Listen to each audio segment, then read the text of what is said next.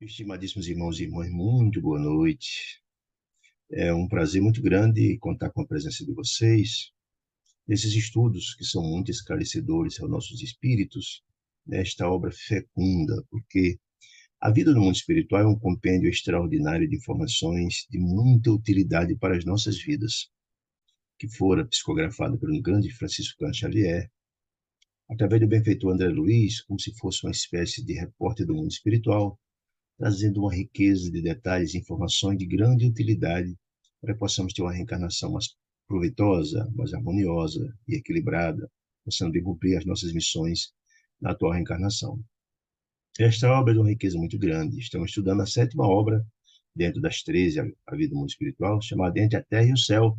E ela é uma obra muito rica e importante porque efetivamente nos mostra que as nossas ações que realizamos no dia a dia, elas têm o condão de reverberar, de refletir ou de ter repercussões, tanto aqui na Terra, em nossa encarnação, como no mundo dos espíritos.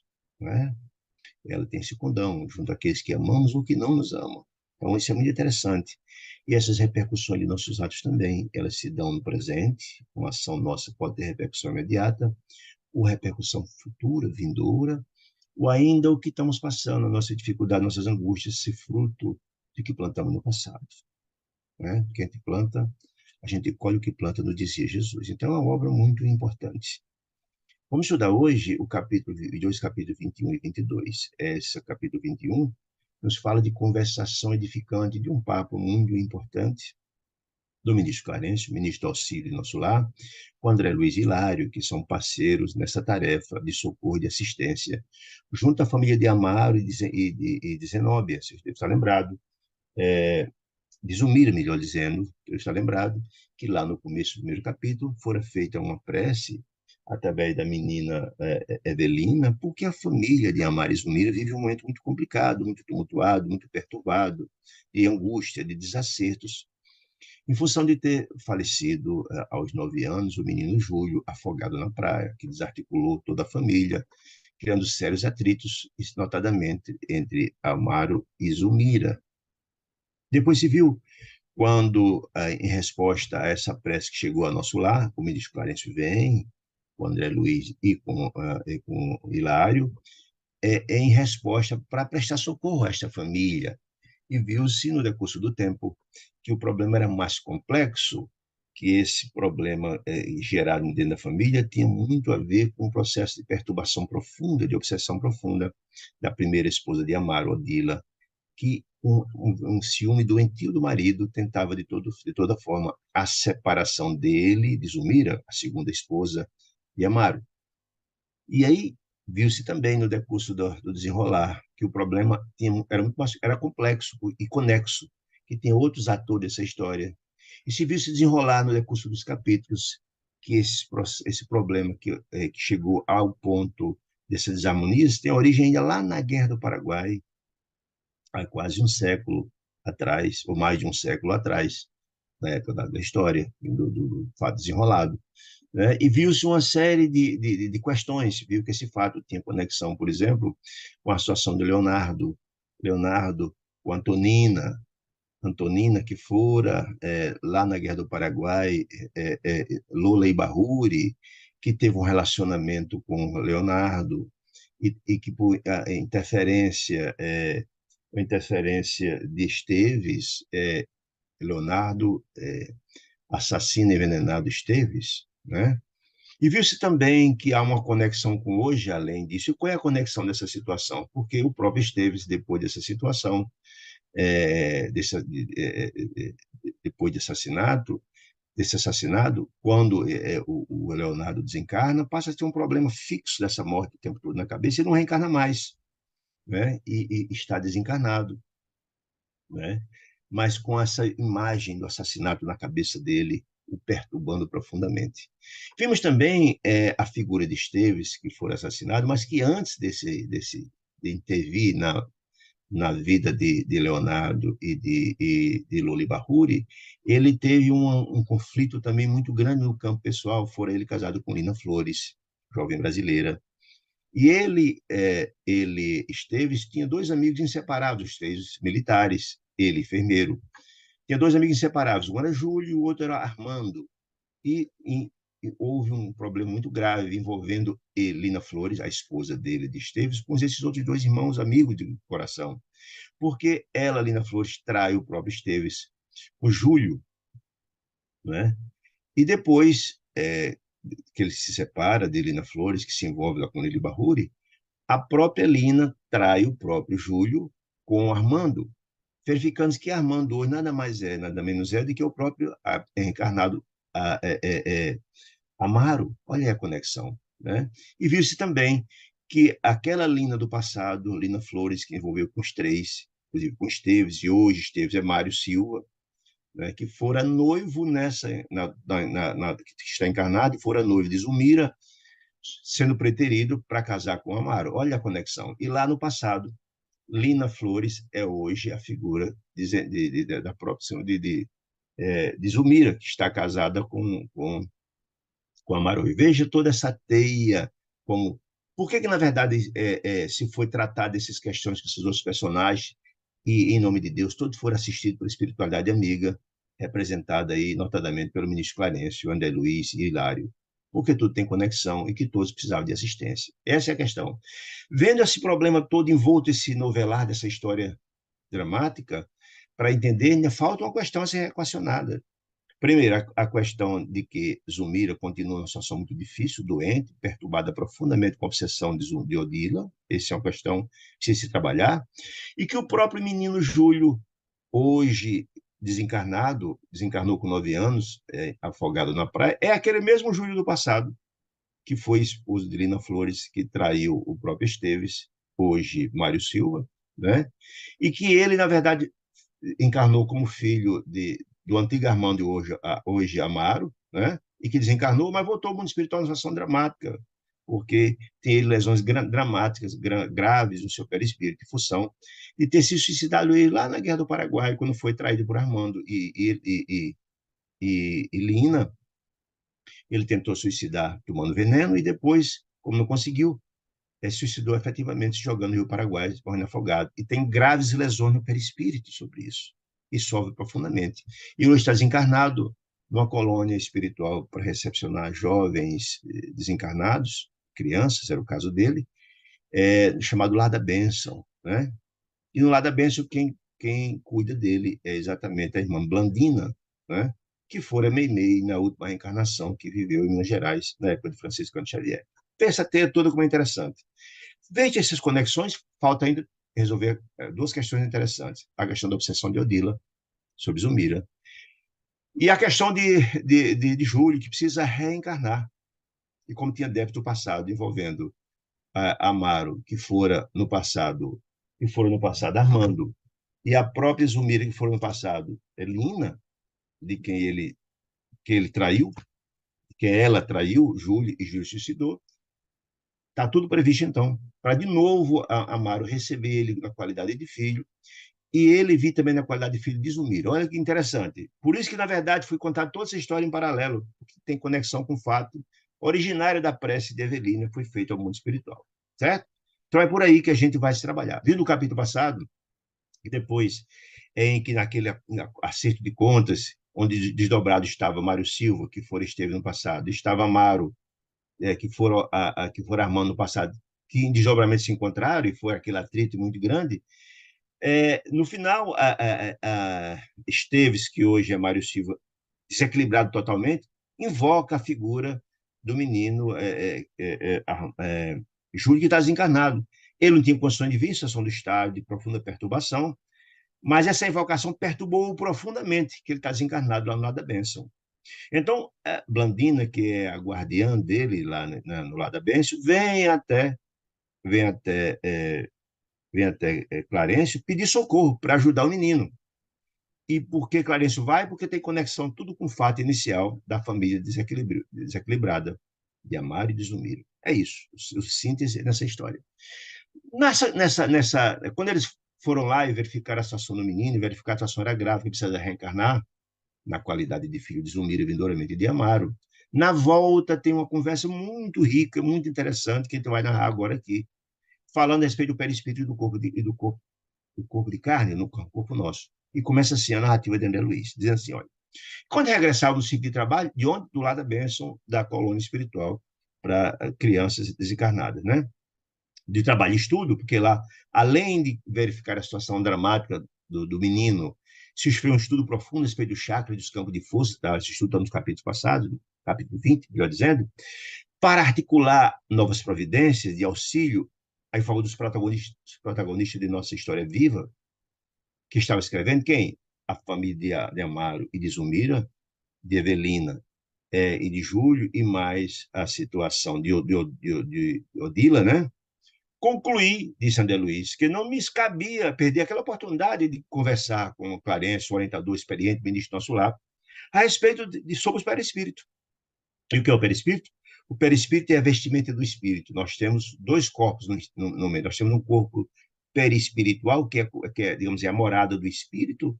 Quando a gente que viu um espírito, viu, na verdade, o perispírito, porque o espírito é uma luz envolta no perispírito, é a morada do espírito. E o corpo de carne é esse que a gente tem, que é uma espécie de roupagem do perispírito, certo? Então, ele queria saber informações a respeito do perispírito, digamos assim, dessa morada do espírito. Ele queria informações sobre isso. Diz assim como o homem, nós encarnados, que conhecemos, não conhece muito pouco o próprio corpo de carne, nós encarnados temos muito pouco conhecimento ainda a respeito da própria formação do corpo de carne, ignorando de se ele as nossas formas vitais do dia a dia de manifestação, é como se fosse usando um corpo de carne, como se fosse um inquilino numa casa estranha. A gente conhece muito pouco a respeito da origem, da formação, da evolução do corpo de carne, disse ele, né? Nós também encarnados, que estamos no plano espiritual, esse então tem imensa dificuldade de conhecer o corpo que nos manifestamos. Lembrando que quem está desencarnado tem perispírito, que cobre o espírito, né? Não tem corpo de carne, que esse já morreu e foi sepultado, né? Nós sabemos disso. Isso nós temos grandes dificuldades, né? Então, passamos a apreciar, quando a gente desencarna, é que a gente passa a ter um olhar, quando começa a estudar no mundo espiritual, uma compreensão maior a respeito do corpo de carne, da sua formação, da sua própria formação, de como isso aconteceu, da sua segurança, desses segredos da formação do corpo, da sua desintegração, da sua sustentação, do seu desenvolvimento. Só no mundo espiritual, se ele, com mais conhecimento, com mais estudos, passa-se a ter uma compreensão melhor a respeito do corpo de carne. Entretanto, disse, olha,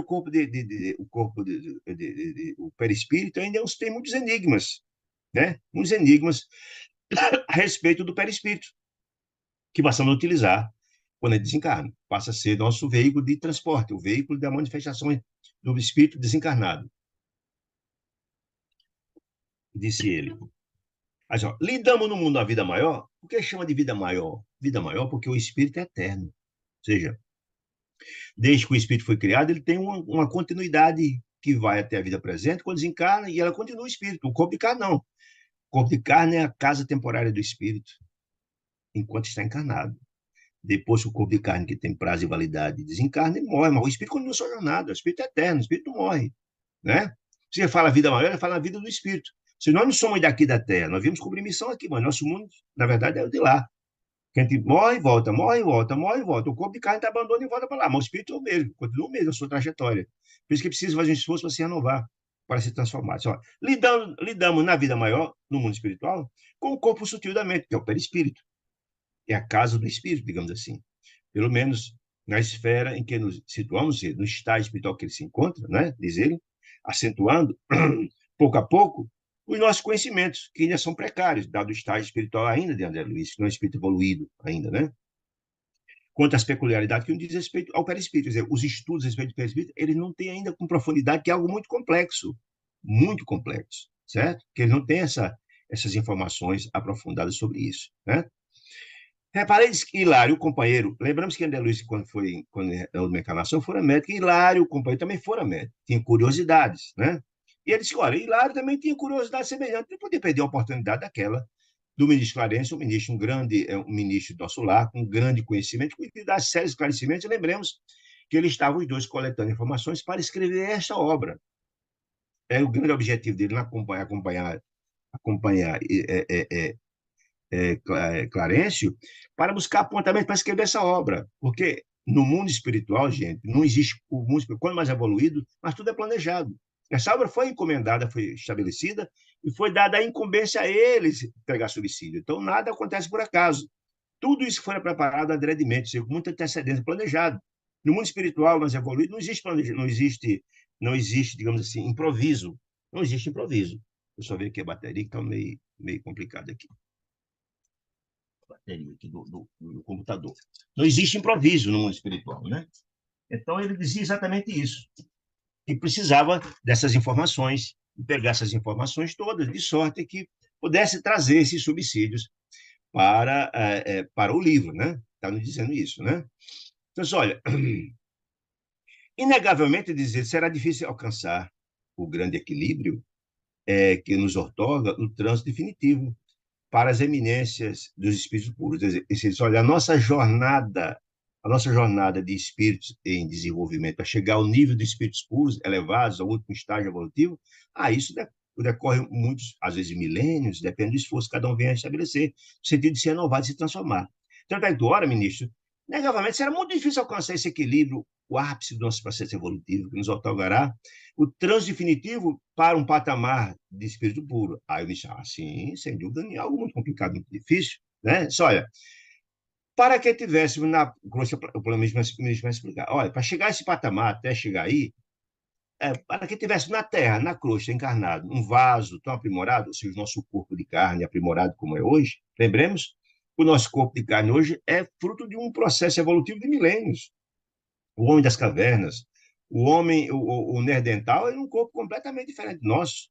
Muitos tinham umas feições e físico macacoide. O homem só passou a andar ereto muito depois do processo evolutivo. Então, o processo evolutivo demorou muitos milênios nesse processo de formação do espírito que é hoje. Se você vê, por exemplo, como era o homem das cavernas, era completamente diferente, o corpo peludo, brutal, as feições eram completamente diferentes. Então, esse processo do desenvolvimento do corpo físico é um processo de milhões de anos, de luta, de trabalho, de mudança celular, de mudança da própria formação do corpo, e etc, etc, etc, né? Só. É, o vaso tão aprimorado e belo como ele é hoje, mas foi muito feio no passado e completamente diferente. Quanto ao corpo humano, a sabedoria divina despendeu milênios de séculos. E aí eu queria trazer a vocês uma informação interessante desta obra muito interessante, que não conhece ainda, Transição Planetária, psicografada por nosso Divaldo Pereira Franco, através do benfeitor Manuel Filomeno de Miranda, que traz uma informação muito interessante numa fala do capítulo 3º, do espírito Arion, que é um enviado, Orion, melhor dizendo, que ele é enviado, é uma espécie de embaixador da constelação das Pleiades, que vem trazer informações muito interessantes de uma nova leva de espíritos que estão vindo dar uma contribuição importante para a evolução do planeta, visando o seu processo evolutivo. E ele traz informação no capítulo 3º muito interessante. Olha, não é novidade esse intercâmbio, tendo o princípio da fraternidade universal, não. No passado, na primeira transição, também Jesus de Nazaré, o governador do planeta, recebeu um contingente muito importante de cientistas, de espírito de alta envergadura espiritual, que vieram dar uma contribuição muito interessante no aperfeiçoamento da forma humana. Olha aí, na modificação do corpo humano, na modificação, no melhoramento do corpo humano, genético do corpo humano. Recebeu essas criaturas que deram uma contribuição importante, mostrando que o processo do aperfeiçoamento do corpo de carne é um processo que vem de milênios, em etapas interessantes. Então, receber esses espíritos, esses espíritos de alta envergadura, de grandes conhecimentos, que vieram dar uma contribuição nesse aspecto, né? Dizendo ele. Quando ele dizendo, usando os multiformes recursos da natureza, que vem se modificando no decurso do tempo, esse corpo vem se transformando lá para cá. No campo imensurável das formas, ou seja, no campo das formas que vem se modificando no decurso do tempo, desde o começo, como foi criado simples e ignorante até hoje, o estágio da humanidade que vemos hoje, né? O progresso se deu gradativamente, né? Para que venhamos a possuir um sublime instrumento da mente, né, em planos mais elevados, ou seja, o próprio perispírito, que na verdade o perispírito, volto a dizer, é o corpo que reveste o espírito, e a mente está inclusa nisso, né? Elevados, não podemos esquecer que o Supremo Pai, que Deus, o Pai misericordioso e bom, se vale do tempo infinito para aperfeiçoar e sublimar a beleza e a precisão do corpo espiritual que nos manifestamos, que é exatamente a morada do espírito, né? que nos conferirá os valores imprescindíveis à nossa adaptação à vida superior. Ou seja, por quê? Lembremos, o corpo de carne morre, o espírito é eterno, e a roupagem do espírito é o perispírito. Ou seja, esse espírito, os perispíritos, nós teremos sempre no decurso do infinito, espírito eterno, vai ter sempre. E esse vive um processo de aperfeiçoamento, e a cada reencarnação que a gente vem aqui, a gente aperfeiçoa, vai se melhorando, e vai se modificando o perispírito. Quanto mais evoluído for o espírito, mais evoluído será, sem dúvida alguma, o seu próprio perispírito. É isso que eu quero dizer, certo? Compete-nos, então, disse Hilário, compreender, atribuir importante papel das doenças, das patologias, das enfermidades, disse ele, na esfera humana. Quer dizer, ele queria agora explicações do papel que tem a doença para o homem encarnado. Qual era o papel da doença do homem encarnado? Né? E ele traz informações também muito interessantes a respeito disso. Diz ele, olha, diz ele, quase todas estarão no mundo, disse ele, desempenhando um papel na regeneração das almas. As doenças têm um papel muito importante no aprimoramento do próprio espírito humano. Tem aquela máxima de que a dor ensina a gemer. Às vezes precisa ser acometido da doença para valorizar a nossa saúde. Às vezes precisa o processo da perda para valorar aquilo que a gente tinha e não deu valor. Se a gente tem um corpo sadio e etc., a gente maltrata, não tem a higiene adequada, abusa das drogas, no fumo, na noitada, não dorme direitamente, vem doenças. E elas são importantes para ele valorizar, porque se não adoecesse, nunca comecei a dar valor ao seu próprio corpo. Essa é a grande história. Tá? Vamos explicar aqui, olha. Exatamente. Cada centro de força, lembra do centro de força que a gente estudou no capítulo passado? Os chakras, o cardíaco, o laríngeo, e etc. São todos aqueles corpos, o coronário, que aqui em cima explicou tudo no capítulo passado, que precisam estar todos eles têm que estar equilibrados uns aos outros, para poder o corpo ter saúde. Qualquer desequilíbrio em qualquer um desses centros de força acarreta no corpo de carne. Lembremos que a doença do corpo de carne nada mais é que a doença da alma. Corpo doente, mente doente, mente são, corpo são, mente doente, corpo doente. É exatamente isso. Por isso, as pessoas que lesionam o corpo num dos centros de força, lesionam o perispírito. Lembra da questão do próprio Júlio, que tomou veneno, que comprometeu profundamente o seu laríngeo, a sua parte da garganta, pelo veneno? Pronto, quando ele for reencarnar, vai ter a contusão, porque o perispírito dele está doente. Tem aquela lesão lá. É isso que está dizendo, certo? Cada centro de força, disse ele, perguntei de Sandra Luiz, exigirá absoluta harmonia? Você tem que estar equilibrado? Se tiver qualquer contusão, qualquer maltrato, isso vai aparecer, disse ele. Perante a lei divina, a lei de Deus, que nos rege, a fim de que possamos ascender, elevar-se ao rumo do perfeito equilíbrio? Ou seja, o que está perguntando André Luiz? Olha, cada centro de força, se tiver algum desequilíbrio, vai ter alguma dificuldade, ou, na verdade, não atrapalhará o nosso processo evolutivo? Clarice disse, meu filho, disse ele, sim, não tenha dúvida. Qualquer desequilíbrio terá graves consequências no perispírito. E o perispírito doente vai adoecer o corpo de carne quando encarnarmos. É isso que ele quer nos dizer. Nosso deslize de ordem moral, o mal que cometemos a nós próprios, né? estabelece a condensação de fluidos inferiores na natureza gravitante. Lembra da história, lembra da história de Leonardo? Que ele envenenou o Esteves e ele ficou com um complexo de culpa terrível, aquelas informações ficou fixada na mente dele. Foi preciso um trabalho imenso e mais um trabalho a longo prazo para ter um equilíbrio novamente, né? Ou mesmo a agressão de Júlio com veneno que lesionou seu próprio perispírito, está nos dizendo isso, né? No campo eletromagnético de nossa organização, ou seja, do perispírito, qualquer lesão fica lá gravada, condensada, aquela imagem está lá, a lesão fica lá, compelindo-nos a natural cativeiro em derredor das vidas começantes, às quais nos imantamos. O que quer dizer com isso? Ele chama de cativeiro, de prisão, porque, na verdade, o nosso corpo de carne vem lesionado conforme está lá no perispírito. Não tem como você sair dessa prisão, não. Essa lesão está lá até que você repare, você se cure, buscar harmonia para se recuperar essas lesões que você mesmo cometeu no seu perispírito, quer seja no desatino, no suicídio, quer seja uma lesão que cometeu, da falta de cuidado com a saúde, da droga, ou coisa do gênero, né? Hilário conduziu mais longas proporções e perguntou. Hilário perguntou, então, ao ministro. Imaginemos, contudo, um homem puramente selvagem, as criaturas que nascem inicialmente nas selvas, ou as pessoas ainda atrás, espíritos mais atrasados, a situação em plena ignorância deles, não são espíritos evoluídos, né? Dos desígnios superiores, eles não têm uma noção muito acurada sobre as consequências dos seus atos. Muitos não têm. Muitos nação, inclusive, canibais, etc, etc. Ele está falando um exemplo mais ou menos assim. Que se confia a delitos indiscriminados, que comete atos que para eles são naturais, não tem a compreensão das repercussões de seus atos, né? Terá no tecido sutil da alma, no perispírito, as lesões cabíveis a um europeu supercivilizado que tem compreensão de seus atos e assim comete crimes, se entrega diante do crime deliberadamente?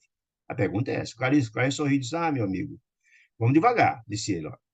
Assim como... Aí eu vou explicar essa pergunta dele. Assim como o aperfeiçoamento do veículo do homem nasceu de forma primária na natureza, ou seja, como o corpo de carne, lá no começo, o homem nasceu.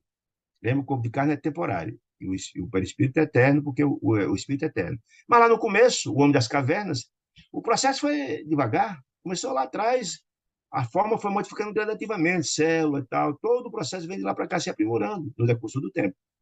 O corpo espiritual foi iniciado também nos princípios rudimentares da inteligência. Sim, mas lembremos que o corpo de carne é um que morre, o perispírito continua, ele vai se aprimorando, se aprimorando, se aprimorando, se aprimorando. É necessário não confundir a semente com a árvore e a criança com o adulto. Ou seja, a semente um dia será árvore, sem dúvida, vai passar por um processo, vai nascer, etc. E a criança nasce também, o processo chega ao adulto, vai se desenvolver, né? Diz ele. Embora surjam na mesma paisagem da vida, mas é um processo gradativo. O processo se dá. Até colocar a semente na terra e ela eclodir e transformar-se em uma árvore é um processo evolutivo. A criança nasce e vai se desenvolvendo a sua própria forma física, o intelecto, a moralidade, etc, etc, etc. Está para o organismo aprimorado de quem do selvagem, né? O instrumento perispírito do selvagem, aquela criatura que está no começo do seu processo evolutivo, deve ser classificado como protoforma, ou seja, a forma primitiva inicial, está no processo de jornada evolutiva. Está falando do perispírito, certo? Certo? Humana, extremamente condensado ainda, porque ainda está muito ligado à matéria mais densa, né? Os sentimentos que não são sublimados. Então, a matéria ainda é pesada, porque tem sentimentos ainda infelizes, inferiores, que o peso do perispírito é compatível ao estado da alma. Quanto mais evoluído, mais o estado é diáfano, mais o espírito é diáfano, estreito, fino, menos pesado. Por isso, os espíritos evoluídos flutuam, eles, na verdade, volitam com maior facilidade, o que não acontece com os espíritos atrasados. O peso do perispírito é tão grande que não consegue volitar. O que é a volitação, gente? É um movimento. A gente se movimenta como se fosse um voo, a gente se movimenta pelo pensamento. Pensa que está no local e já está lá. Essa é a volitação, que no mundo espiritual é muito comum. Isso comum aos espíritos mais evoluídos, aos espíritos atrasados. Uns não volitam e outros estão no começo, volitam muito devagar, com muita dificuldade. Isso que está nos dizendo. Certo? Tal. Só. Está para o organismo aprimorado, sim, aí começa a explicar. Outra forma, tal, humano extremamente condensado, tal. Está para o organismo aprimorado dos espíritos enobrecidos, dos espíritos já elevados, ele está falando daquele homem selvagem. Está para o espírito enobrecido que já evoluíram, que já progrediram, como um macaco. Está para o homem de bem posto, ou seja, o homem que já tem mediano, que está reencarnado nós no dia a dia, né? A distância é muito grande do macaco para o homem comum. É como está, na verdade, o homem selvagem, a distância é muito grande ainda para os homens mais elevados, mais evolvidos, né? Aprimorado. Como está aprimorado, ordem aprimorado no espírito. Tal. Muito bem. Estou dizendo isso. Em criaturas dessa espécie, disse ele, de vida, a vida moral está começando do homem selvagem. Está no começo do seu processo evoluído. Já está começando a aparecer, e o perispírito neles ainda se encontra enormemente pastoso, pesado. Não tem ainda a nobreza do perispírito, do próprio corpo, etc., que comete equívocos ainda brutais, as conexões com os seres sublimes, não é porque não tem ainda conexão. O estágio evolutivo deles é muito baixo ainda, não há sintonia, porque o perispírito ainda vibra em faixas vibratórias completamente diferentes. Por esse motivo, diz o ministro, permanecerão eles, os selvagens, muito tempo na escola da experiência, e vão reencarnar múltiplas vezes para gradativamente, a cada experiência, a cada reencarnação, e se renovando, se transformando. É um processo, às vezes, de milênios, depende do esforço que cada um venha fazer no sentido de avançar o seu processo evolutivo. Disse ele, muito tempo na escola de experiência. Aí ele faz com a figura de linguagem, uma comparação. É como um bloco de pedra, que você vai lá na pedreira e pega um bloco de pedra bruta, né? Rude, e que o artesão vai dando as marteladas, vai fazendo a lapidação gradativamente, até um dia ser uma joia rara, uma peça belíssima, né? Uma peça de artesanato belíssima, mas ele passou por um processo de lapidação. A martelado, o espírito é do mesmo jeito, vem embrutecido e vai sendo trabalhado no decurso do tempo, cada experiência, até um dia transformar-se num espírito sublimado. Mas é uma luta muito grande, uma forja, às vezes, de séculos, às vezes, de milênios. Disse ele, despenderam séculos e séculos para se tornarem menos densos, para se rarefazerem, ser menos densos, menos pesados, né? Usando múltiplas formas, múltiplos corpos. A cada reencarnação é um corpo diferente, porque, na verdade, aquele corpo morre, tem um prazo de validade, é a roupa do espírito. É o vestimento do perispírito, né? De modo a conquistarem gradativamente as qualidades superiores. É um processo, é uma luta, vai se formando a cada dia. Que em lhe sutilizando, ou seja, vai se transformando, brutalizado, vai se modificando, ficando mais sutil, mais diáfano, né? A organização perispiritual, lhes conferirão novas possibilidades de crescimento consciencial, ou seja, a evolução do espírito vai mudando a consciência, a mente, tudo vai progredindo gradativamente, vão absorvendo ensinamentos novos, como diz Lázaro lá na lei de amor no Evangelho, que inicialmente nós temos instinto. Esse instinto vai gradativamente se modificando, até chegar ao sentimento. E o sentimento aprimorado, o amor é o sentimento mais, a acepção mais elevada. Os espíritos que sublimam atingem esse patamar, mas é um processo. Da forma instintiva inicial, ele é muito animal. Que alguém dá, um animal, você bate nele e dá um coice e volta. No começo, o ser humano ainda é assim. Infelizmente, alguns agem assim até hoje, né? Estão distantes do processo evolutivo, né? Nós estamos distantes. Esse é um processo que se dá no decurso do tempo, né? Renovação, tô aqui, né?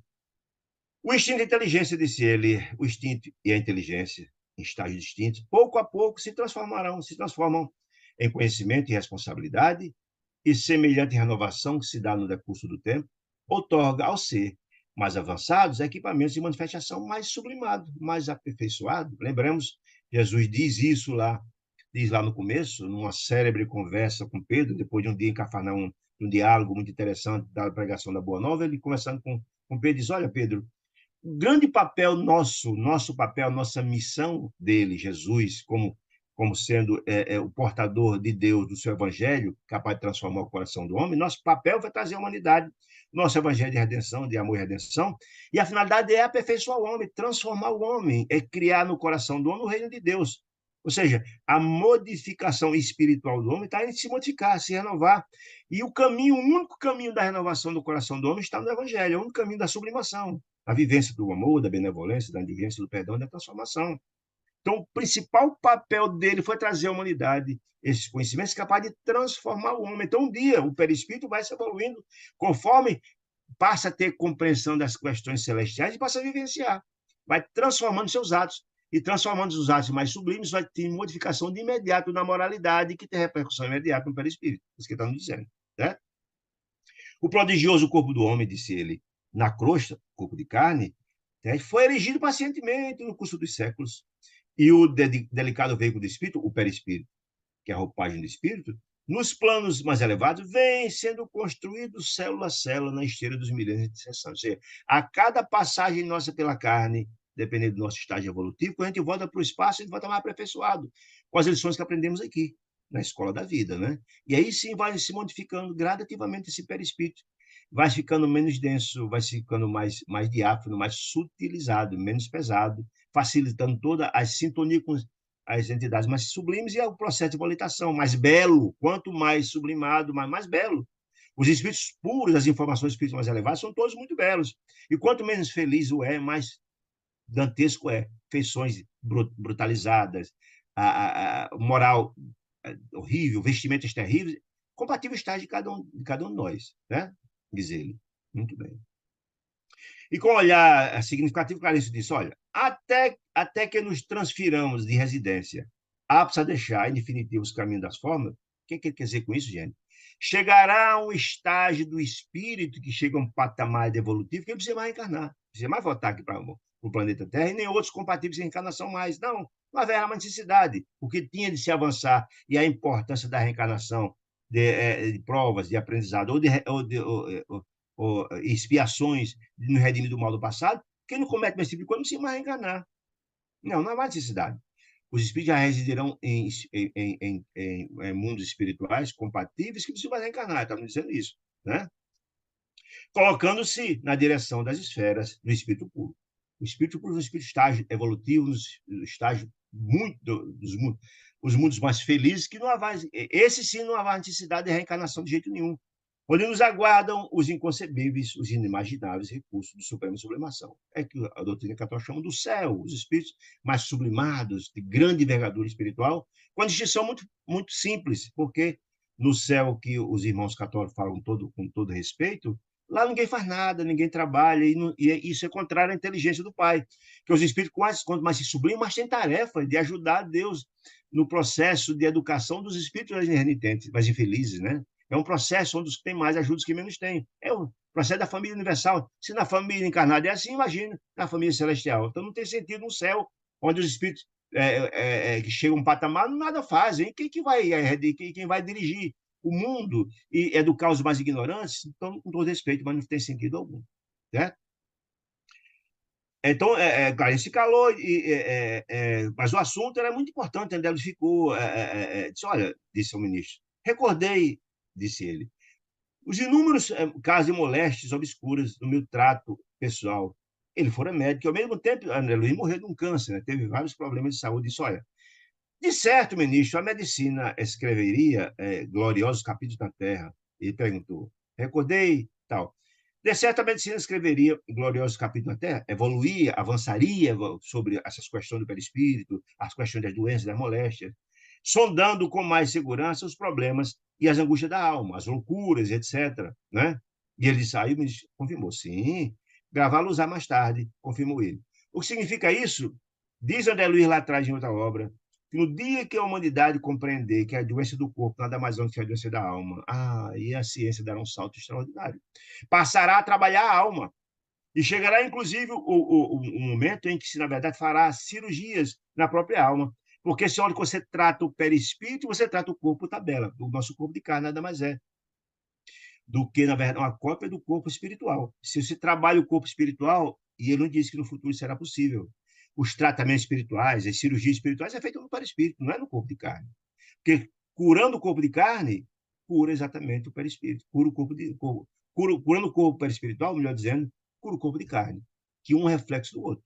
Então, o normal é exatamente curar as doenças da alma e não do corpo, né? É tanto que boa parte das loucuras são provenientes de processo obsessivo, doença da alma, que reverbera no corpo. Se tratar o corpo espiritual, você trata por via transversa o corpo de carne. Estamos dizendo isso. Muito bem. Um dia disse ele, ministro, o homem ensinará o homem. Como o homem ensinará o homem? Lembremos que Deus assiste o homem pelo homem. Os mais esclarecidos ajudam os mais atrasados. Os emissários de Deus, os espíritos mais esclarecidos, orientam, inclusive, a cada um de nós. Os homens de ciência, os médicos, todos têm amigos espirituais que os intuem, trazem informações. Todos, André Luiz já falou, coloca isso. Se os médicos tivessem a compreensão de que eles são profundamente ajudados pelos espíritos, né? Então, um dia o homem ensinará o homem, consoante orientações do Divino Mestre, das orientações das resplandecências espirituais de Jesus, que a cura de todos os males que nele residem, nós, reside nele próprio. Se nós temos a capacidade de nos curar, Deus já diz, o homem é o médico dele próprio. Ou seja, na hora que ele se reforma, se transforma, passa a agir em conformidade com os ensinamentos de Jesus de Nazaré. Benevolência, indulgência, caridade, fraternidade, cura, isso renova, transforma o nosso perispírito. E transformando o nosso perispírito, ao mesmo tempo, melhorando, curando o perispírito, cura o nosso corpo de carne por tabela, certo? É a cura do perispírito, certo? É a reforma íntima, transformando. Na hora que a gente tem a capacidade de ter ações no campo do bem, porque Jesus, Pedro, o apóstolo, dizia que o amor cobre a multidão de pecados. Na hora que a gente tem atos de beleza, de amor, de fraternidade, de caridade, de benevolência, de perdão para com o próximo, esse bem feito tem um condão de apagar o mal que está em nossos corações ainda. É o processo de reforma íntima, de transformação individual. Né? A percentagem, diz ele, quase total das enfermidades humanas, nós, guarda a origem no psiquismo, se a mente doente. Se a mente está doente, o corpo está doente. Corpo são, mente são. Mente doente, corpo doente. Né? Sorrindo, disse ele, Olha, disse o ministro, orgulho, vaidade, tirania, egoísmo, preguiça e crueldade são vícios da mente. Só as mentes doentes são capazes de cometer crimes brutais, seres cruéis, as pessoas. Porque ninguém pode dar o que tem, o que não tem de Jesus, né? A gente retira do tesouro do bom coração as boas ações. E tira do mau tesouro do seu mau coração as coisas más. Cada um dá o que tem. Então, enquanto nossa mente é doente e tem a capacidade de ser orgulhoso, vaidoso, ser cruel, etc., ora, ele vai continuar doente. A doença está no espírito dele, está na mente dele. Então é preciso tratar essa mente doente. Só no processo evolutivo, no processo de reforma ainda, de transformação, da vivência do Evangelho de Jesus, que Jesus falava que é a construção do reino de Deus nos nossos corações, nós vamos nos curando. Vamos nos sublimando, nos transformando, vamos curando nosso perispírito. E curando o perispírito, a gente cura também o corpo de carne. Essa é a explicação muito lógica, por sinal, né? Disse ele. Gerando perturbações e doenças, esse sentimento feliz, em seus instrumentos de expressão, os corpos, tanto de perispírito doente, que passam para o corpo de carne.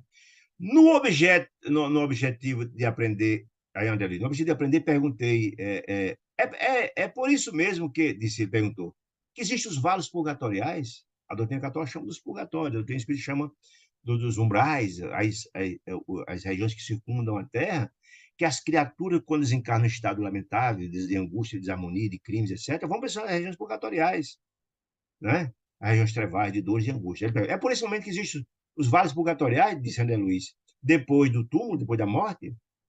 A morte não é redenção, ele dizendo, não. O que quer dizer com isso? Gente, quando a gente morre, não vira santo de uma hora para outra, só porque morreu, isso não existe. Você, quando morre, você é a mesma criatura. Com muita diferença. Você, quando está encarnado, você pode até disfarçar. Você pode até ser um lobo em pele de cordeiro, mas quando você morre, você é quem você é. Você chegará no mundo outro, no lado de lá, com luminosidade, se for um espírito iluminado, ou cheio de obscuridade, se for um espírito obscuro. Ninguém se modifica virar anjo pelo fato de morrer. Não, isso não existe. Aí Clara diz, não, exatamente, diz o ministro. Com certeza, nunca foi. Ou seja, a morte nunca foi remédio para ninguém, redenção e transformação de ninguém. Aí a gente tem um exemplo, uma figura de linguagem muito interessante. Olha, o pássaro doente não se retira da condição de enfermo, que está doente na gaiola, só porque arrombou a gaiola e foi embora. Não, ele continua doente, solto, mas doente. É isso que está dizendo. E mesmo com o homem, preso no corpo, se liberta do corpo, continua o espírito doente com todos os seus defeitos, suas virtudes. Mesma pessoa, né? Aqui é uma informação muito interessante. O inferno, da doutrina católica fala, é uma criação de almas desequilibradas que se juntam. E aí, quem tiver interesse em ler e aprofundar sobre isso, tem essa obra que é espetacular. É a obra de Dona Ivone do Amaral Pereira, Devação do Invisível, que traz detalhes e informações disso. Gente, as regiões infernais, purgatoriais, seja lá o nome que se queira dar, é fruto do pensamento e do sentimento daquelas criaturas que lá estão. Eles são atraídos para aqueles ambientes de dor profunda porque tem similitude. As criaturas estão lá, sentem a mesma coisa. Eles são atraídos para aquele ambiente. E quando chegam lá, aquelas dores potencializadas daquelas criaturas, com seus infernos individuais, o pensamento tem a capacidade de amoldar. Porque o fluido cósmico universal que está em qualquer lugar é amoldável. Ele transforma o ambiente. Aqueles ambientes de embelezamento extraordinário das colônias espirituais é exatamente o fruto do pensar dos espíritos que lá vivem, que eles conseguem amoldar e fazer as construções, jardins belos, etc., porque os espíritos que ali estão têm um sentimento, um coração, um pensamento belos. Mas os ambientes que existem só criaturas sofredoras, só pensam no mal, na angústia, nas dores que vivenciou, aquele ambiente retratará aquilo. Será amoldado por um pensamento, o sentimento e as dores daquelas criaturas. Vocês olham, o inferno é a criação das almas equilibradas que se juntam. Pensamento amolda aquele ambiente. Assim como o charco é uma coleção do núcleo de lodocentos que se congregam nos outros. Se juntando aquele lodo, termina vendo um charco. É exatamente a mesma ideia. Quando de consciência inclinada para o bem ou para o mal, perpetramos esse ou aquele delito no mundo, disse ele, cometemos um mal, um ato grave, um crime de qualquer natureza, realmente podemos ferir ou prejudicar alguém com o nosso ato. Sim, mas antes de tudo, ferimos e prejudicamos a nós próprios. Isso é fato, é a lei da ação e reação. Você faz a ação, mas aquela bola, se joga uma bola na parede, ela volta para você. Se eu cometo um ato a alguém, eu contraio uma dívida para com a lei divina. E essa dívida você paga. Fico lá, André demonstrou várias vezes que o tribunal mais inclemente de todos é a nossa consciência, a culpa, o remorso. Então aquilo fica lá. Por isso que Leonardo lá atrás, que matou Esteves, envenenou, não conseguiu se libertar disso. Viu o tempo todo ele ali do lado perturbando, não obstante, não era Leonardo que estava, mas ele estava encarnado, como Mário. Mas ele viu o tempo todo, aquela imagem estava, a consciência dele culpada. E passou quase 100 anos nessa tormenta, vendo o tempo todo aquela ação do outro lado. Né? Então, é quem faz o mal a alguém, esse mal está gravado em nós próprios. Atinge alguém, mas o principal prejudicado sou eu. Como o bem também. Então, quem faz o bem, esse bem chega a alguém, mas bem passa por nós. Eu sou o maior beneficiado do bem que a gente faz. Olha que maravilha. É exatamente a mesma ideia. Certo?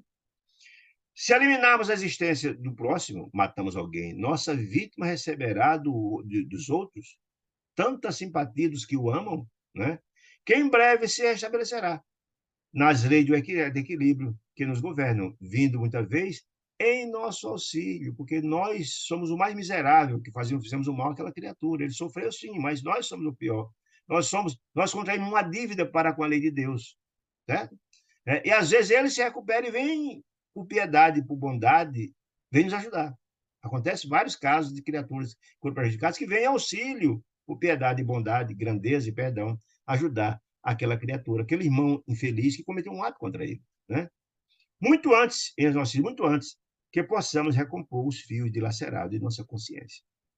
Volto a dizer, a consciência é o tribunal pior. E a culpa e o remorso são dramáticos, terríveis, e às vezes demora muito a ser trabalhado dentro do nosso perispírito, como foi o caso de Leonardo, que passou quase um século com essa angústia, até que veio a ajuda do mundo espiritual através de Clarence, em função da prece de Evelina. E que maravilha, né? Deus sempre assistindo o homem pelo homem. Quando ofendemos a essa ou aquela criatura, diz o ministro, lesamos primeiramente a nossa própria alma, de vez que rebaixamos a nossa dignidade de espíritos eternos e filhos de Deus, retardando em nós sagradas oportunidades de crescimento. Não, nós estacionamos ali até reparar. Enquanto aquele mal feito não for pago, nós vamos pagar até o último sentido, dizia Jesus, sim. Todo mal que fazemos merece, deve, é uma reparação. E paramos ali. Em vez de crescermos, evoluirmos, estancamos no meio do caminho. Né? Sim, recordei de Sander Luiz, tendo visto aqui no mundo espiritual tantas angústias, tantas dores, né? Aflitivas passagens de provação, paisagens de provações, que me constrange a meditar. Lembra que André passou 8 anos no umbral, vendo essas angústias terríveis naquelas regiões purgatoriais, né? A enfermidade, como desarmonia espiritual, porque uma agressão à lei de Deus que causa lesões do espírito, atalhou o ministro, sobrevive no perispírito. Ou seja, o corpo de carne morre, gente. Vai morrer. Mas o perispírito é eterno. E essa lesão do perispírito é quando o doente. O cara morreu, mas a lesão está lá. A culpa, o drama continua na mente dele. Está dizendo isso. O corpo morre. O doente morre. Mas o perispírito doente continua sua jornada. As moléstias e doenças conhecidas no mundo e outras desconhecidas, que muitas doenças nossas, a medicina não alcançou ainda, né? Diz ele, e outros que não ainda escapam de diagnóstico humano, por muito tempo persistirão nas esferas das torturadas da alma, conduzindo-os ao reajuste, ou seja, o perispírito lesionado vai ter que trabalhar-se até o momento que ele vai se regenerar pela dor, pela angústia, pelos reajustes que passará, pela transformação, pela reforma íntima, pela aplicação em seu coração dos ensinamentos que Jesus nos trouxe. Muito bem. A dor que cada um de nós tem. Todos nós temos, né? Eu, por exemplo, fiz 3 cirurgias cardíacas. As dores que tenho é certeza de um desacerto grave que cometi, não é só no passado, provavelmente no passado. Provavelmente. Certamente é a consequência de algum ato cometido erro no passado, e todos nós cometemos. Qual de nós não cometeu erro? Quando Jesus, diante da mulher adulta, ele queria ser, a população ia apedrejá-la e morta na rua, perguntaram a Jesus, o fariseu perguntou qual seria o julgamento dele. Seria jogar pedra nela ou não? Ele disse, olha, quem tiver sem pecado, que atire a primeira pedra. Ou seja, quem de nós nunca errou? E narra, então, a passagem do Evangelho, que todos começaram a soltar a pedra e cair fora, porque todos tinham consciência dos seus graves erros cometidos. E Jesus disse à mulher, eu também não a condeno, vai e não peques mais. Ou seja, ele acendeu a luz daquela criatura, estimulou-a a praticar o bem. Exatamente. Então, a dor é o grande e abençoado remédio. A velha máxima de que a dor ensina a gemer é fato. A gente precisa sentir, às vezes, as consequências dos nossos atos para poder valorar o nosso corpo, ao que a gente tem, ao trabalho que a gente reclama tanto. Quando perde, é ver que o pai e a mãe que nos amam, que nos ajudam no tenta educar e a gente reclama, quando o pai e a mãe se vai, a gente, puxa, eu era feliz, não sabia, não é assim? Muito bem.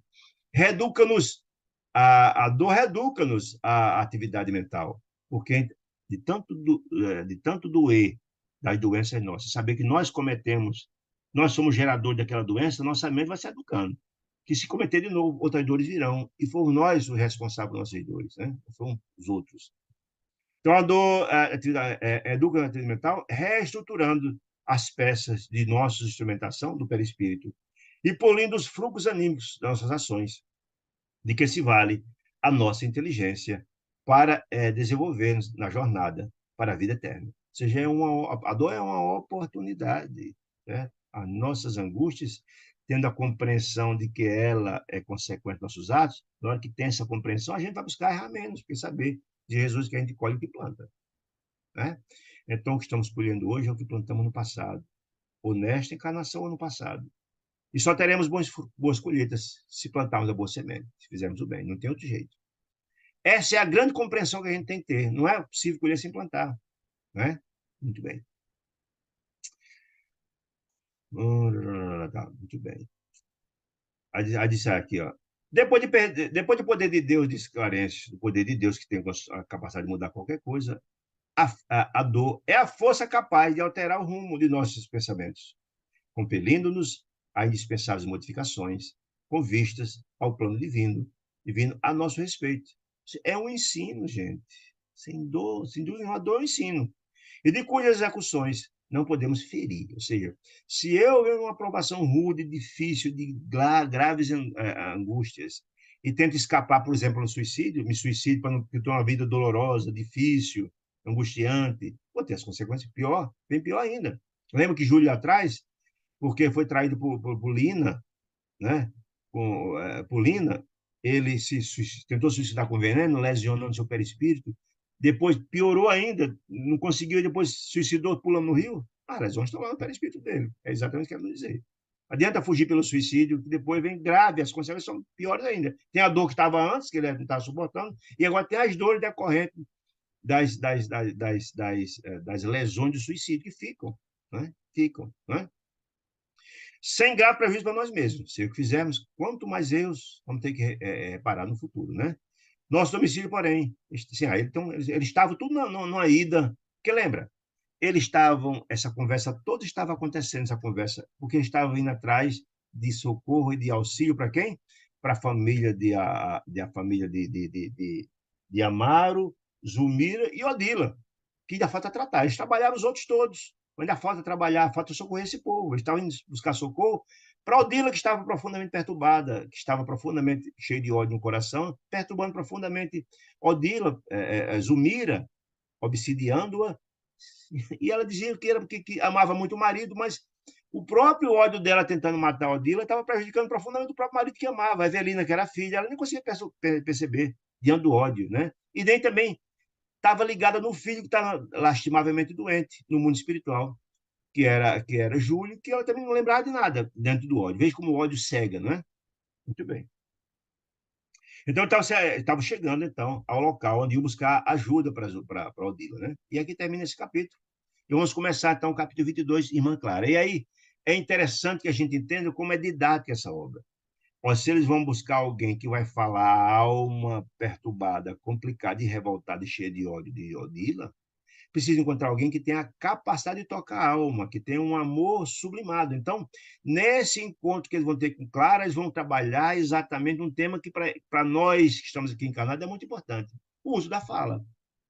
Porque, na verdade, a Odila será trabalhada através da verbalização de quem tem a capacidade de tocar a alma dela. Portanto, há um capítulo inteiro para trabalhar da importância nossa de saber trabalhar a voz, usar as emoções. Por isso, é prévio, antes do tratamento que será feito a Odila, né, que vai ter repercussão em Amaro, em Zulmira e na própria reencarnação de Júlio, que seja conversado sobre isso. Então, diz assim, irmã Clara, a de imediata, as experiências que nos descrevemos, as experiências anteriores, as informações da visita que foi feita lá ao lado da bênção, do tratamento que fora feito em julho, das explicações sobre chakras, etc., etc., o ministro convidou-nos a visitar a irmã Clara, a quem pediria socorro, é em favor de Odila. Odila, o espírito que foi a primeira esposa de Amaro, que tem um ciúme doentio da segunda esposa dele, que é Zulmira, e obsidia, que o objetivo dele é matá-la mesmo, para livrar Amaro de Zulmira. Que coisa absurda, né? Muito bem. Eu me sentia cada vez mais atraído, diz André, por aquele romance vivo daquele grupo de almas que é o destino eleara, ou seja, uma teia. Você vê que, na verdade, ninguém está desconectado, né? Para resolver o problema de Amar e Zulmira, de Evelina e Júlio, foi viu uma teia, a conexão vinha desde a Guerra do Paraguai lá para cá, para entender as conexões, os porquês das dores deles agora. Vê que foi interessante, né? Se me fosse permitido, diz André Luiz, voltaria imediatamente para Mário Silva, rebelado, brutal, grotesco, atrasado. Quem é Mário Silva? O enfermeiro que está encarnado, que foram no passado quem? Foram exatamente Esteves, aquele enfermeiro lá da Guerra do Paraguai, que causou que foi assassinado por Leonardo por ter tomado a esposa dele, que era Loli Barrulho. Aquele mesmo, né? Rebelado. Ou para João de Amaro. Quem é Amaro? Que fora ontem quem? Amaro fora ontem Armando, lá na Guerra do Paraguai. Mas que já está muito mais trabalhado, resiliente, já sofreu bastante, está com a dor em cima de meses, está muito mais paciente, já está muito mais avançado. Quem não conseguiu avançar, na verdade, foi Mário Silva, nós vimos isso. Já concordou com as missões, já nessa encarnação, já trouxe Zumira, que ele prejudicou no passado, lá na Guerra do Paraguai, né? Já recebeu também nessa encarnação o menino Júlio, que também ele prejudicou lá no passado, e vai receber de novo. Então, é um espírito a um estágio evolutivo bastante diferente. Então, eu gostaria de estar lá vindo a Mário Silva para ver como é que está o processo dele, ou mesmo de Amar mais paciente, a fim de observar o desenvolvimento dessa história, cujos capítulos dessa história jaziam gravados nas páginas vivas de suas corações. E André Luiz nos diz uma coisa muito interessante, que o nosso livro, Chico também dizia, através de André Luiz, que a nossa vida é um livro que escrevemos a cada dia, e que a página de frente nós escrevemos a duas mãos, e nós temos o nosso livre-arbítrio para tomar nossas ações. E quando a gente dorme à noite, é feito o outro lado da página, que é escrita a quatro ou mais mãos, quando recebemos o aconselhamento dos nossos amigos espirituais. Nos aconselham a perdoar, ou seja, a modificar algum erro cometido, a renovar-se, etc. Um aconselhamento dos nossos amigos espirituais, dos nossos tutores, né? Muito bem.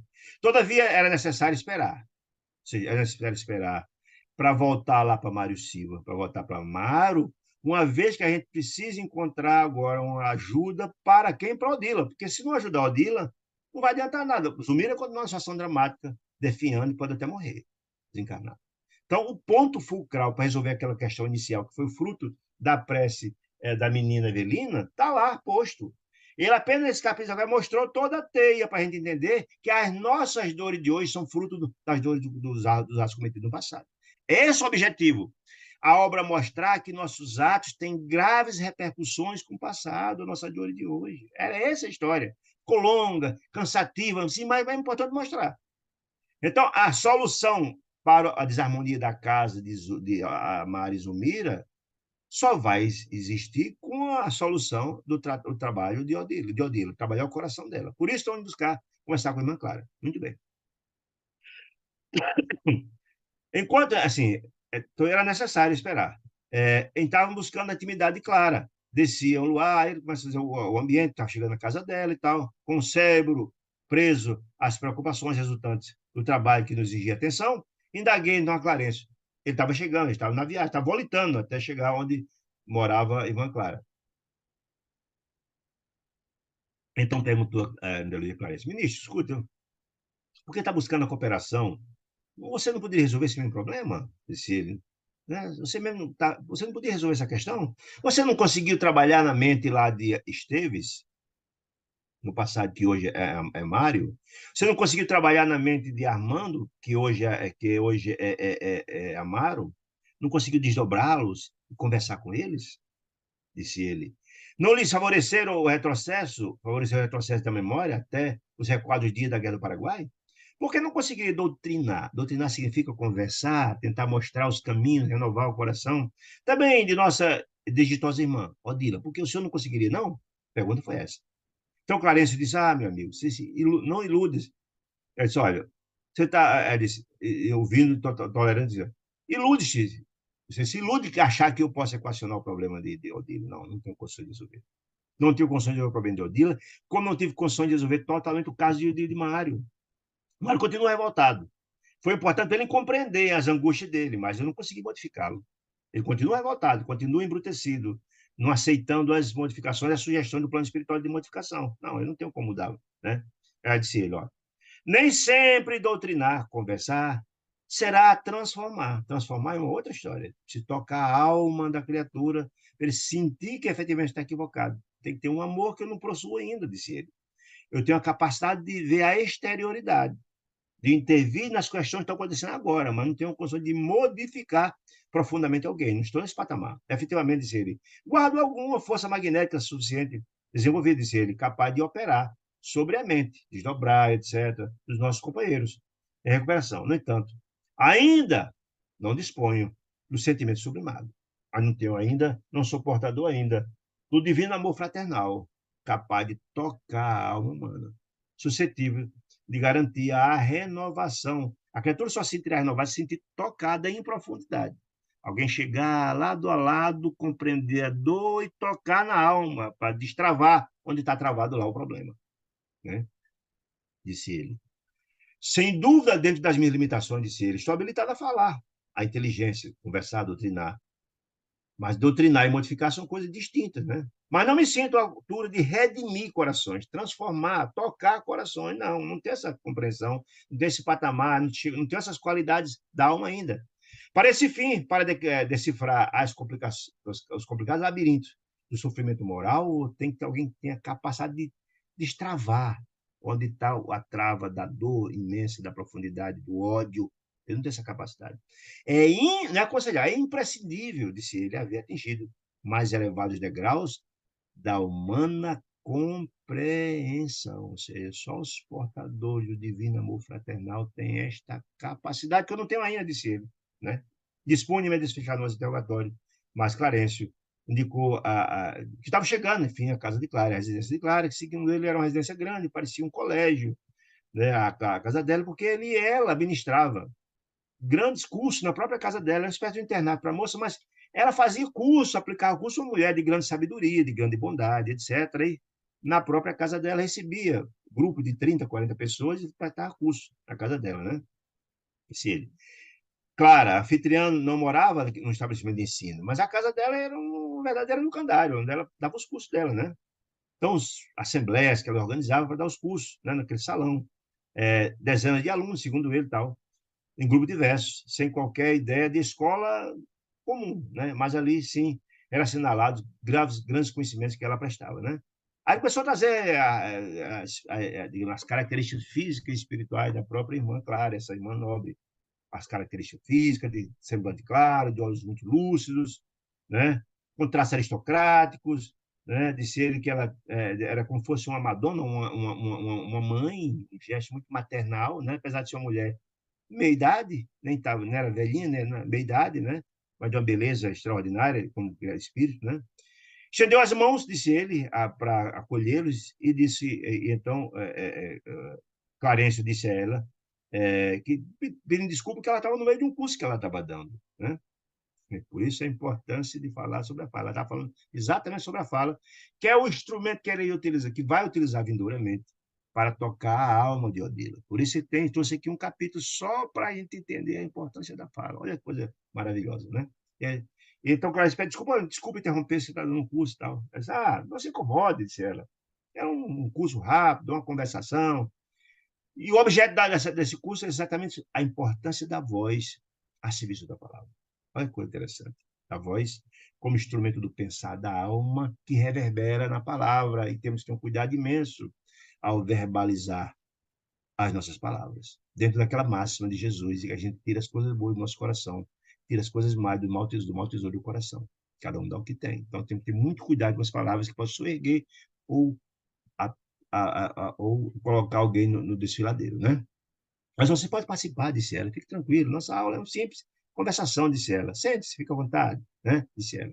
Então começou ela a falar sobre isso. Em breves instantes, sentaram mais íntimo e tal.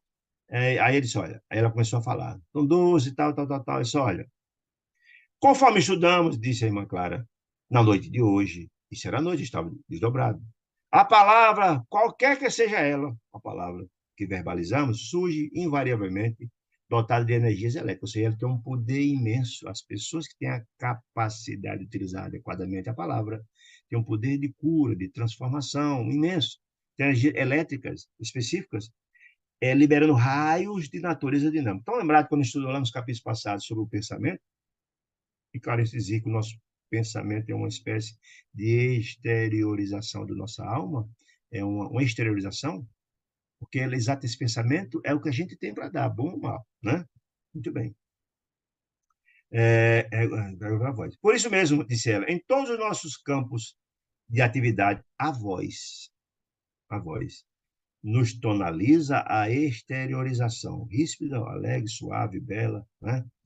Reclamando apuro, cuidado na vida interior, vigilância de cada um de nós, de vez que a palavra depois do impulso mental que vem do pensamento, é só a exteriorização desse pensamento, né? Mental, impulso, vive na base da criação dessa mente. É por ela, pela voz, que os homens se aproximam e se ajustam para o serviço que lhes compete. E pela voz, o trabalho pode ser favorecido ou retardado. Gente, essa é uma explicação muito importante e uma orientação muito interessante. Eu posso utilizar, eu posso resolver um problema gravíssimo utilizando as palavras certas, sorrindo, consolando. Imagina alguém que chega para falar da morte de um filho, de um pai, de um irmão, de um amigo.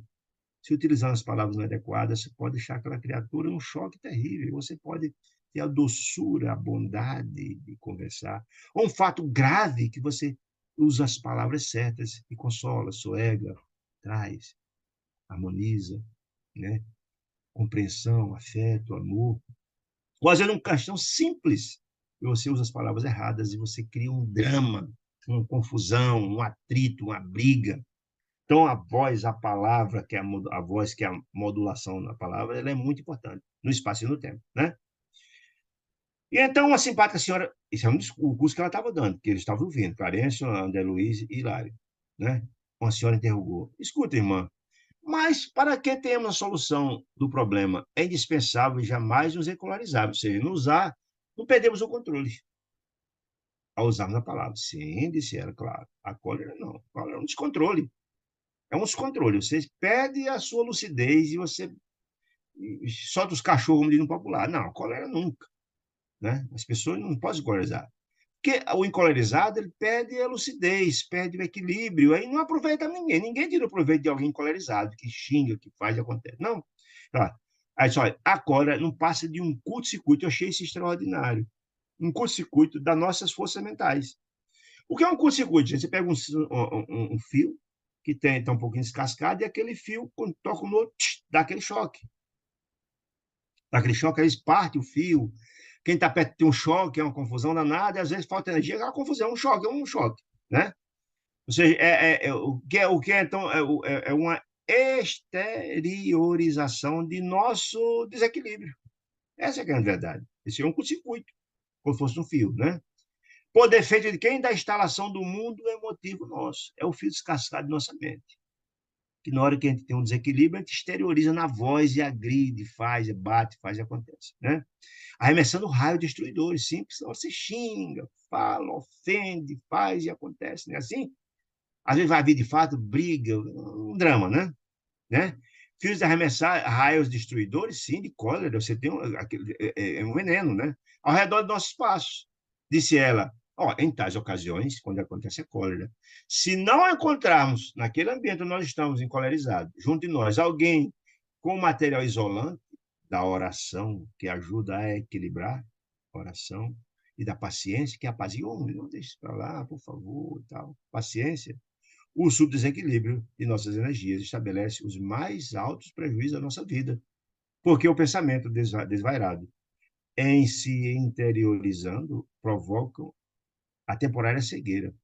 Pessoa encolarizada, ele perde a estribeira, perde o controle, mas depois, meu Deus, como é que eu fiz isso? Depois vem a saca moral. Como é que, na verdade, eu fiz isso? Pelo amor de Deus, né? Mas na hora perdeu a estribeira, desequilíbrio total, né? É a temporária cegueira de nossa mente total, arrojando-nos em sensações de remoto pretérito. E aí eu queria ter duas observações. Remoto pretérito por quê? Lembra quando a gente falou lá das três andares da mente, que André Luiz fala do cérebro triuno, que todos nós temos o inconsciente, que é o nosso porão, onde está residido todos os nossos equívocos e erros do passado, o consciente, que é o hoje, é a nossa encarnação, que visa modificar esse velho porão cheio de coisa de tralha dos erros do passado, e o superconsciente, que é a nossa busca do divino, visando modificar o consciente e transformar o porão. Tudo bem. Então, na hora que ele diz que a gente desce da cólera, a gente desce o porão, desce as nossas inferioridades, nossas infelizes, nosso calcanhar de Aquiles, né? É isso que está dizendo. O pretérito, ó. Volta ao remoto, o pretérito, seus efeitos graves. Quando ele fala isolante, eu achei interessante, você tem um curto-circuito, o isolante é importante. Aquela fita isolante, se tiver um fita isolante, tem um curto-circuito lá, mas você não tem um choque. É assim? Por isso que diz que a oração e alguém com paciência é essa fita isolante. Olha que bacana, achei muito interessante essa coisa de linguagem, né? Mas quando ele perde o controle, ele desce o porão, perde as estribeiras, perde o controle, né? Nas quais como que descemos, quase sem perceber a infeliz experiência da animalidade inferior. Você volta a ser aquela criatura, bem já tinha um determinado controle, mas você tem esse curto-circuito da mente, como ele diz, né, no mundo interior, e você volta àquela criatura animalizada, dando coice, chute, faz e acontece. Né? Por isso que ele diz que, na verdade, o curto-circuito é um defeito do nosso mundo interior. É motivo, no desequilíbrio, nos controles. Né? Olha que interessante. Né? A cólera, diz ela, tudo ela está falando da palavra, viu, gente? Para a gente entender a importância da palavra, porque ela vai utilizar da palavra para tocar o coração daquele espírito que está numa situação de profundo ódio, etc., que é o Dilo, certo? Então, está explicando primeiro a importância disso, certo? Muito bem. A cólera, segundo reconhecemos, disse ela, não pode nem deve comparecer às nossas observações relativas à voz, não. É o desequilíbrio. Não, nós temos que nunca chegar a esse patamar, disse ela. A criatura enfurecida, enraivecida, no choque que ela está falando, no curto-circuito, no ódio, na cólera, enfurecida, é um dínamo que está gerando energia, está rodando, rodando, rodando, né? Em descontrole, está descontrolado, desequilibrado, né? Cujo contato pode gerar, desse desequilíbrio, dessa cólera, pode gerar em mais estranhas perturbações. Às vezes a pessoa se desequilibra total.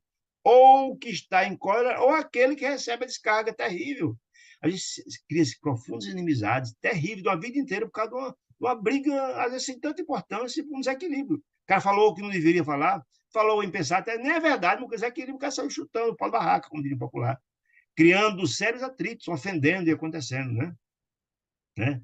Aí então um rapaz estava assistindo lá, escute, irmã Clara, disse, e substituindo o termo cólera, desequilíbrio, curto-circuito, pelo termo indignação. Olha aí, é um outro patamar. Aí ela pensou alguns instantes, disse, olha, efetivamente, não podemos completar essa fala sobre a voz, e a importância da voz, se não olharmos a questão da indignação, né? Como estado d'alma, que às vezes é necessário se indignar. Você mostrar que aquela criatura está errada, mas dizer com amor, né? Sem dizer que sem a cólera, está me dizendo. Então, é importante. Ela trouxe essa informação. Né? Naturalmente, disse ela, é imprescindível fugir dos excessos. Ou seja, às vezes você encontra alguém numa situação de erro, esse meu amigo está errado, né? Como é que pode você escolher um caminho como esse? Não, por favor, eu esperava que você tivesse uma conduta diferente, uma pessoa esclarecida. Se uma pessoa tão boa, como é que de repente você comete assim, está errado? Modifique se você está errado. Estou aqui alertando você. É diferente você chegar, você, papá, e é responsável. Né? Não. É só, olha, os excessos não podem. Contrariar-se alguém com um propósito de bagatela, sem importância sair gritando com a pessoa, se do nada cometer um pequeno deslize, né? E a todos os instantes, a cada dia, será baratear os dons da vida, desperdiçando os dons de amor, de fraternidade, de carinho, de modo inconsequente, sem um mínimo de proveito para si e para os outros. As pessoas que vivem se encolerizando fácil, ou se indignando assim, por qualquer besteira, vivem atritando com as pessoas, desnecessário, e não ajuda os outros. Né? Você tem que dar em conta, sim, se resignar um erro de alguém e conversar, orientar, tocar a alma. É a história do lado luz. Lembra da história do conselho de Jesus e a mulher adúltera? Meu filho também não agora vai, não peque mais. Em outras palavras, você fez algo errado. Ei, sim, você está certo. Em nenhum momento disse que ela estava certa. A escola batendo, dando lição moral. Não, não faça mais isso, né? Modifique-se, renove-se, transforme-se. Essa é a história, né? Imaginamos a indignação por súbito de tensão na usina dos recursos orgânicos, criando efeitos especiais à eficiência de nossas tarefas. Ou seja, a gente entender a indignação de uma forma que traga informações que sejam de forma construtiva, né? Diz ela, né? Tá, muito bem. Nos casos de exceção, de cada exceção, em que semelhante diferença de potencial ocorre na vida íntima, não podemos esquecer o controle vocal. A forma como a gente expressa a indignação é diferente, né? Assim como a administração da energia elétrica. Você pega uma lâmpada aqui que é de 50 volts, e dá onde 100 volts, você vai queimar a lâmpada, mas não, né? Assim como a administração da energia elétrica reclama tensão, que é de 110, você bota um 220 ou vice-versa, vai dar um problema, né? Reclama atenção para a voltagem. Precisamos vigiar a nossa indignação pacífica. Você não concorda, mas de forma pacífica, né? Indignação, a palavra, carregando a nossa voz tão somente com a força suscetível de ser aproveitada por aqueles a quem endereçamos a carga de nossos sentimentos. Às vezes a pessoa vai estar agradecida, eu agradeço, eu estava fazendo uma coisa errada, eu nem me percebi, você chegou, me chamou a atenção, conversou, tal, e eu entendi. E agradeço demais pela sua intervenção, pela sua indignação pacífica, né? Disse ela. É indispensável modular a expressão da frase, como se gradua a emissão da emissão elétrica. Senão vai queimar a lâmpada se o uso da palavra excessivamente agressivo ou prejudicar, não ajudar, eu vou revoltar, inclusive, meu inimigo. Está dizendo isso, né? E ante a Assembleia, que ouvi a aula dela, né? Com todo respeito, prosseguiu ela. Na nossa vida, meus amigos, a nossa vida pode ser comparada a um grande curso educativo. E né? Nós nos matriculamos na escola da vida para assimilar informações e quando voltamos ao mundo espiritual, levamos os conhecimentos. Não é assim a nossa vida, não é assim? A gente se matricula na escola da vida como na escola convencional. Você vem, se matricula, no final, quando volta ao mundo espiritual, depois da encarnação, é o boletim, escuta, foi aprovado aqui, não fui ali, foi aprovado aqui. É assim? E é isso mesmo. Em cujas classes inumeráveis damos e recebemos, ajudamos e somos ajudados. Aprendemos e ensinamos, não é assim? Né? A serenidade em todas as circunstâncias será sempre a nossa melhor conselheira. A serenidade. Quem perde a serenidade e tem um curto-circuito, cria problema para si, para a sua própria saúde e para os outros atritos que vai causar. Né? Circunstâncias. Será sempre a nossa melhor conselheira, a serenidade. Mas em alguns aspectos de nossa luta, a indignação é necessária, sim, para marcar a nossa repulsa contra atos deliberados de rebelião das leis do Senhor. E às vezes você está cometendo efetivamente agressões à lei divina e nem sabe, por ignorância mesmo, desconhecimento, etc. Essa elevada tensão do espírito, tensão de espírito, porém, nunca deve arrojar-se a violência jamais de alguma violência, nada aproveita. Ao contrário, né? Aquela massa que violência gera violência é fato, né? Violência. E jamais, jamais, disse a irmã Clara, deve perder a dignidade de que nos foi vestido, recebendo da divina confiança a graça do reconhecimento superior. Ou seja, a indignação é positiva e, às vezes, muitas das vezes, volta a dizer, aquela pessoa que você fala que está equivocado, vale agradecer, sim. Olha, eu agradeço demais pela sua intervenção. Nem tinha me percebido. Basta, dentro dela, dessa indignação, a nossa abstenção dos atos de intimamente reprovamos. Ou seja, se eu sei que determinadas condutas são erradas, como é que eu vou praticar? Faço o que eu digo e não faço o que eu faço? Se eu sei que não devo agredir ninguém e não aceito ninguém me agredir, como é que eu vou agredir alguém? Aí diz, olha, basta dela, dessa indignação, a nossa abstenção dos atos que intimamente reprovamos, não achamos que seja correto. Como é que vai agir com os outros? Porque a nossa atitude é uma corrente de indução magnética. Eu achei isso maravilhoso. Ou seja, eu induzo os outros através da minha ação. Né? Poxa, fulano não é tão equilibrado, de repente vem aqui e agride todo mundo. Que história? Não reconheci ele. Que história é essa? Outra coisa, se eu faço o bem e sou respeitado, se eu uso da moderação, tu não vai achar correto e aquilo vai ter repercussão. Os outros vão agir em conformidade. Você educa as pessoas. Olha aí. Né? Dessa maneira. Em torno de nós, não é assim? Nossos filhos, com nossos colegas, com nossos amigos que nos respeitam, uma palavra nossa, uma atitude nossa é respeitada, compreende. Né? Olha só, em torno de nós, quem simpatiza conosco, geralmente faz aquilo que nos vê fazer. Então, se eu tomo atitude e sou uma pessoa respeitada, a tendência é a outra pessoa querer fazer igual, que achei correto. Uma atitude errada nossa pode deseducar outros, inclusive. Olha aí. A nossa ação pode repercutir negativamente. Poxa, eu admiro aquela pessoa, eu acho que ela é uma pessoa de bem, toma atitude errada, eu vou e faço, a minha ação é errada, eu vou me comprometer, mas aquela pessoa também tem culpa nessa história. Perante a lei de Deus, terá sim. Ele cometeu um fato que educou inadequadamente a muita gente. Os processos de educação, de deseducação, que às vezes acontece, né? Né? É, é, simpatiza conosco, geralmente faz aquilo que nos vê fazer. Nosso exemplo em razão disso é um fulcro de atração. Temos que ter muito cuidado com nossas ações. Se eu fizer algo errado e se alguém assimilar achando que é certo fizer, eu também tenho responsabilidade nessa história. Precisamos, assim, disse ela, de muita cautela com a palavra nos momentos de tensão alta do nosso mundo emotivo. Não deixar nunca transbordar para a violência, nem para a cólera, né, de jeito nenhum. A fim de que a nossa voz não se desmande em gritos selvagens ou em considerações cruéis que vão agredir os outros, que nos prejudicarão a própria tarefa. Como assim? Como é que eu quero educar alguém e eu não sou educado? Faço o que eu digo? Não faço o que eu faço? Como é que eu ensino a meus filhos, por exemplo, a ser justo, a ser educado? Eu sou deseducado, sou injusto com ele? Não educarei. Né? Esse é um exemplo. Eu digo aos meus filhos para não agredir ninguém, eu vou agredir eles, verbal ou fisicamente. Faço o que eu digo, não faço o que eu faço. Então, isso é importante, essa informação é muito interessante. Né? Ah, um amigo que acompanhava os ensinamentos perguntou, então, irmã Clara, como devemos interpretar as perturbações da voz? Olha que informação interessante. Perturbações da voz. Como, por exemplo, a gaguez, alguém que é gago. Ou a diplofonia, alguém que tem a voz começa mais grossa, depois fica fino. Tem esse problema no aparelho fonador, que a voz modifica-se.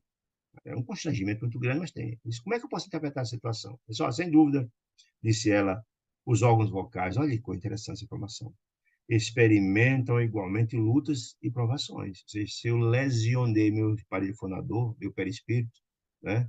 O laringe, por exemplo, pode causar sequelas que venham lá na frente aparecer. Olha aí a consequência. Né? Então, ó, os órgãos vocais experimentam igualmente lutas e provações. Quando reclamo reajuste, ou seja, se eu tenho um desajuste lá atrás, desequilíbrio grande, eu terei que reparar.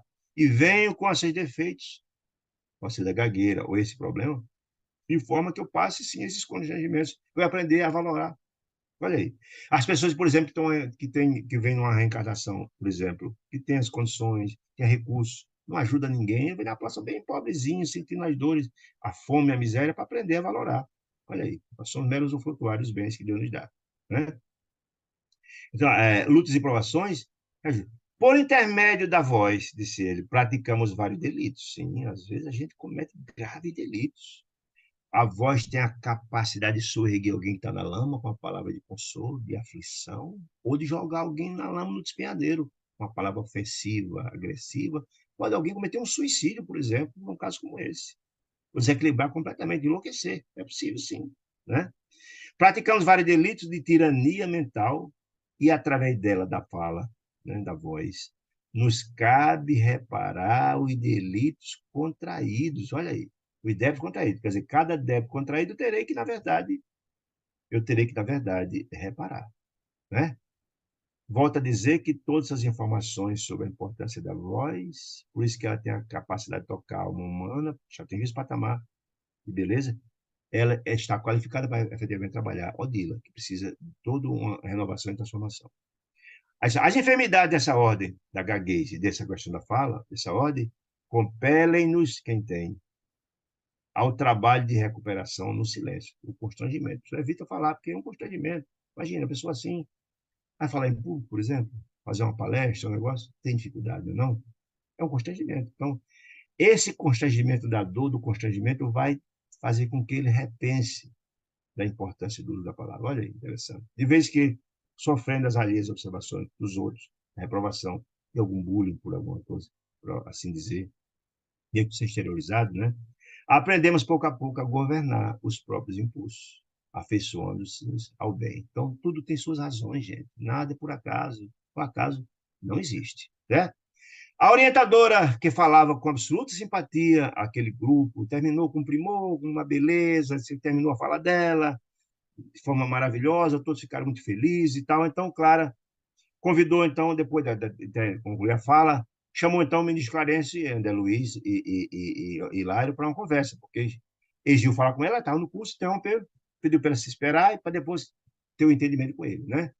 Então, Deus a conhecer, então, Clarence explicou, olha, nós viemos aqui, na verdade, pedir socorro a você, para uma irmã que está numa situação muito difícil, que precisa ser tocada por um problema grave, de desequilíbrio, de ódio no coração. Explicou a situação dela, né?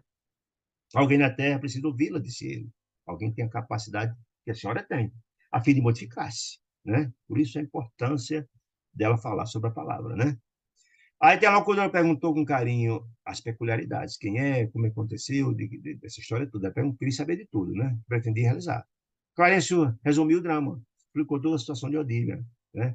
Quando se inteirou, quando ela ficou sabendo da situação, do drama todo da família lá, e de Odília especialmente, se inteirou da situação amargurada da mulher, de que a amargura da mulher devia renunciar ao companheiro, que ela continuava achando que ele era marido dela, ela morreu, amigo, acabou a sensação. Acabou aquela etapa e continuou. Não, ela não é dono, ninguém é dono de ninguém, né? Renunciar ao companheiro, que ela dizia que era marido, que era o dono dela, que ela era dono dele, né? Que permanecia na terra, vimos imensa compaixão se estampar no rosto daquela mulher sábia, né?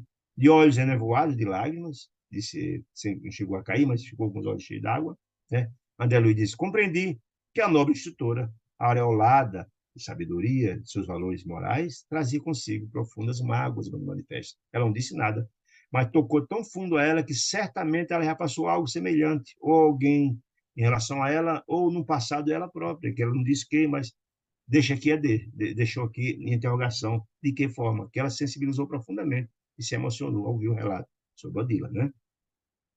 Certamente buscamos reconforto, disse André Luiz, para um coração infeliz de Odila, num coração que talvez estivesse padecendo ainda mais ela, alguma angústia que ela tinha que não reverberou, que não falou sobre. Pobre criatura, disse a irmã Clara, falando de Odila, disse ela, e afirmando que tinha sim disponibilidade, né? Acolheu-nos o apelo e dispôs a seguir-nos generosamente. Ou seja, não, fique tranquilo, irei ajudar assim com maior alegria e com maior prazer. Veja, meus amados irmãos, quanta informação interessante. Eu digo, olha, até eu falei no começo do capítulo. Bom, algum capítulo pode ter sido até maçante, mas não pode desperdiçar nenhuma informação que essa obra traz. Ela é muito rica, é muito importante. Às vezes fica cansativo para mim também, ter que buscar, pescar cada informação, mas não quero deixar fugir nenhuma delas, porque são de uma riqueza maravilhosa para nortear a vida da gente. A gente tem que ter o maior proveito da nossa reencarnação. Como dizia Jesus, o maior papel de cada um de nós é construir em nosso coração o reino de Deus. Porque é assim que a gente conquista. A felicidade é uma conquista de cada um de nós. E essa obra, ela é volto a dizer, um curso aprofundado de evangelho prático. Por isso, às vezes eu falo, fica cansativo, mas se tiver cansativo, não importa. Veja o próximo capítulo, mas não deixe de assistir. Inscreva-se lá no canal do CENDE, Sociedade de Estudo Espírita de Natal. Nós temos quase 120 vídeos da obra André Luiz. Está lá, veja um, veja outro, outro material que tem lá, porque todos trazem grandes informações para a vida de cada um de nós. Então, se tiver alguma pergunta, por gentileza, nos faça. Se não, queria agradecer demais a companhia de cada um de vocês, que Deus ilumine e abençoe cada um de nós, uma semana de muita luz, de muita paz, e esperamos contar com a presença de vocês na próxima quarta-feira, se Deus nos permitir. Boa noite, muita paz a todos.